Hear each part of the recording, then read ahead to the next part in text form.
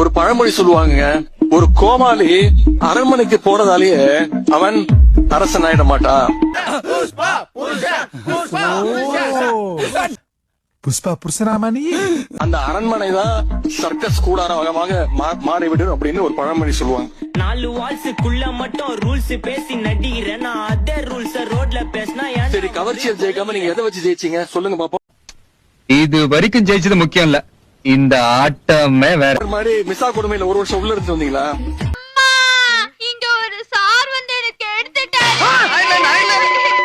கட்சி ஆரம்பிச்சே 2 வருஷம் தான் ஆகுது. நீங்க இத்தனை வருஷம் முக்கி புடுங்கினது எல்லாம் யாரோ ஒருத்தன் திடீர்னு வந்து புடுங்கிட்டா அவர் வாயில நல்லா வந்துருமா? வாயில என்ன வரும்? நல்லாவே வரும். உங்களை விட எனக்கு அது நல்லாவே வரும்.